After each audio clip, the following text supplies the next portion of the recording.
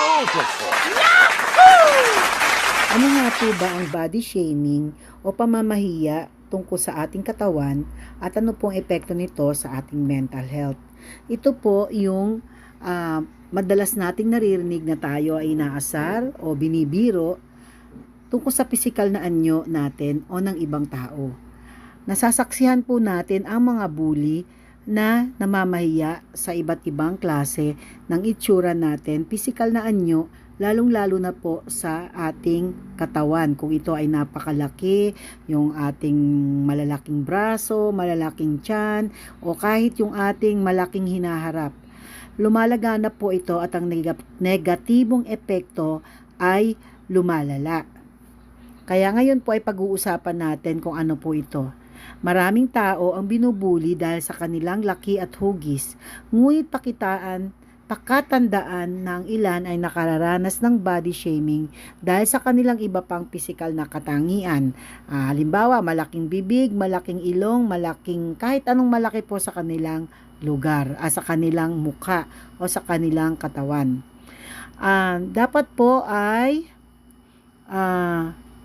kailangan po nating ito ay ipalaganap na hindi dapat palaganapin o hindi maging kaugalian ng maraming tao ang pamamahiya or body shaming.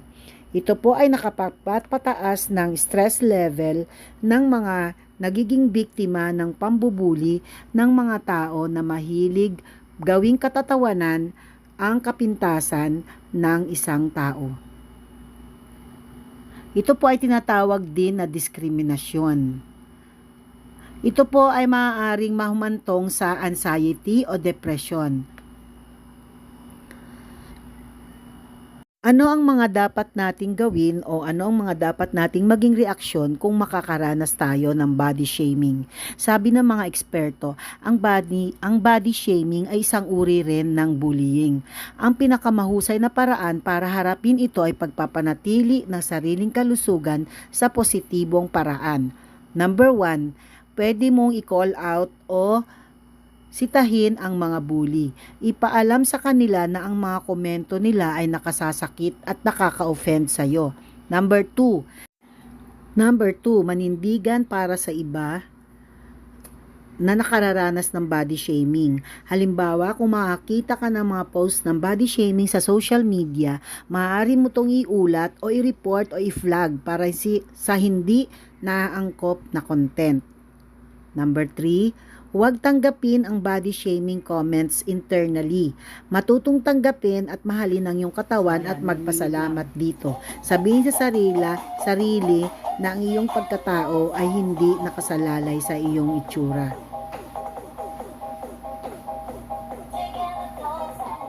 Kung ang epekto ng body shaming sa iyong mental health ay hindi mo na kayang i-manage o i-handle o hindi mo na siya kayang dalhin sa sarili mo lamang, ay makipag-ugnayan sa isang tagapayo o therapist na gagabay sa iyo sa pamahalaan o ayusin ang iyong nararamdaman at ang iyong emosyon. Maraming salamat. Stop body shaming. Love your body. Lagi pong tandaan na ang kanilang mga sinasabi ay hindi natin kayang kontrolin, pero ang sarili natin kaya nating kontrolin at sasabihin natin sa ating sarili na ang kanyang opinion ay sa kanya lamang iyon at ang opinion natin ay naiiba sa kanya. God bless. Muli, ang ating pong channel ay tungkol sa pagiging healthy, have a healthy lifestyle. Be wise, be smart, and be healthy, be wealthy. Because health is wealth. Habang iniingatan natin ng ating katawan, ay nakakapag-ipon din tayo ng mga panggastos at hindi nauubos ang ating kayamanan sa pamamagitan ng pagpapaospital at mga mahal na mga medical procedures. So, sabi nga, sa lahat ng mga gusto ng mga ganitong topic, pag-aalaga sa ating katawan, pagpe-prepare sa ating mental health, sa ating katawan, lalo na ngayon na malapit na ang ating mga retirement, sa pagkakaroon natin ng edad, ay naiingatan din po natin ang ating katawan. So lahat po ng mga nabubuli, ng mga tao na ginagawang katatawan ng ating pisikal na kaanyuan, tayo po ay manindigan. Sabihin po natin na ang ginagawa niya ay body shaming at hindi katanggap-tanggap sa society o sa lipunan ang gawing katatawanan ang itsura ng ibang tao. So maraming salamat kahit sa mga bata po, sa ating mga anak, sa ating mga kaklase, sa eskwelahan o sa paaralan. Ito rin po ay aming itinuturo upang ang ating mga bata ay hindi makaranas ng inferiority complex. Magkaroon ng tiwala sa sarili at maintindihan na ang kanyang pisikal na anyo ay hindi ang batayan ng kanyang personalidad. Although meron din siyang epekto, pero kung ito po talaga ang kanyang itsura at hindi mababago, kailangan ay maipaliwanag sa mga bata na ang mga bagay na iyan ay hindi siyang magdidikta sa tagumpay o sa itsura natin or sa future o kinabukasan ng mga bata na ito. Ulitin po natin, number 1, huwag tanggapin ang body shaming, comments, huwag itong isabuhay, huwag itong isapuso, huwag itong ipasok sa inyong katawan, huwag ma-insecure, matutong tanggapin at mahalin ang ating katawan at magpasalamat dahil ikaw ay may kalusugan na maayos at may katawan ka na buo. Number 2, pagsabihan ng bully, ipaalam sa kanila na ang mga komento nila ay nakakasakit at nakaka-offend sa iyo. Number 3, manindigan para sa iba na nakararanas ng body shaming. Halimbawa, kung may narinig ka na pinagtatawanan o sinasabihan, maaaring ikaw mismo ay pagsabihan ang taong ito o i-flag o iulat kung ito man ay nasa social media.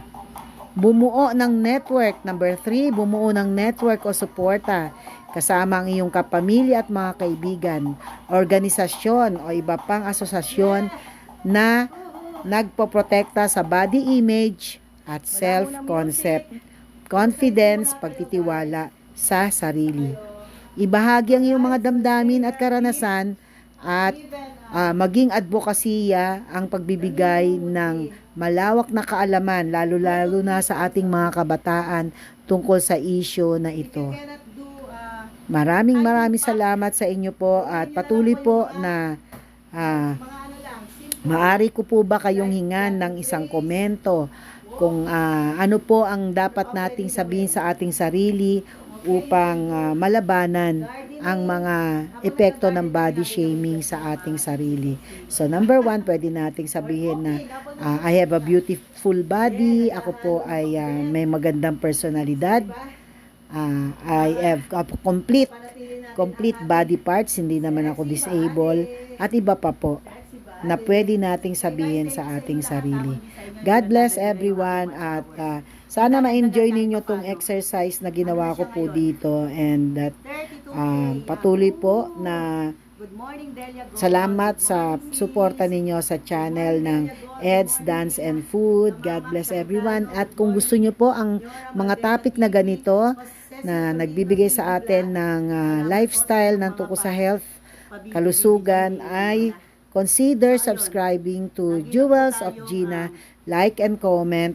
God bless. 3 times a week. And then, deep breathing. Pag-stop natin, huwag tayong uupo kagad. So, we can stretch our legs, stretch our arms. Deep breathing. Inhale, exhale. Inhale, exhale. Inhale, exhale. Ayan, mag-8 o'clock na. So, kailangan isingit talaga natin ang pag-exercise, guys, kasi alam naman natin yan na because we are working, we are very good mother and wife. Inaasikaso natin hindi lang yung ating mga anak, pati yung mister natin, yung ating husband, inaasikaso natin lahat yung mga yan. So, ayun, kailangan din natin na paminsan-minsan we'll take care of ourselves. So yan ay sa pamamagitan ng simple exercises, pwedeng walking, galaw-galaw. Ito yung mga daliri. Yung mga daliri natin, baka may matitigas na dyan. Galaw-galaw, close and open your palms. Diba? Lagi tayo may hawak na dut-dut-dut-dut. Dut-dut ng dut-dut sa cellphone, dut-dut ng dut-dut sa laptop. Kaya dapat din ina-exercise yan. And then of course, syempre, bending. Mahirap yung iba, bending na lang. Para yung flexibility natin, naabot natin. Ito nga, hindi ko naabot dati, abot ko to eh. Abot nyo ba yung sa likod? Yung kabila, abot ko. Abot ko yata yung kabila. Malaki na rin, hindi ko na rin maabot. Pag malaki na kasi yung likod mo, hirap na abutin. So, ayun.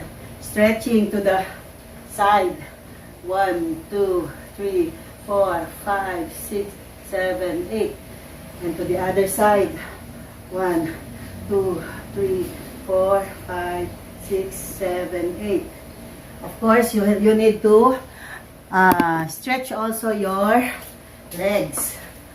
1, 2, 3, 4, 5, 6, 7, 8.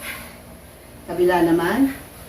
1, 2, 3, 4, 5, 6, 7, 8. Okay, move your legs. Love your legs. Hello, legs. Thank you for giving me the support I need. Ayan, kausapin natin yung mga ano natin. Every single cell in my body is happy. Every single cell in my body is healthy. Every single cell in my body is happy. Okay.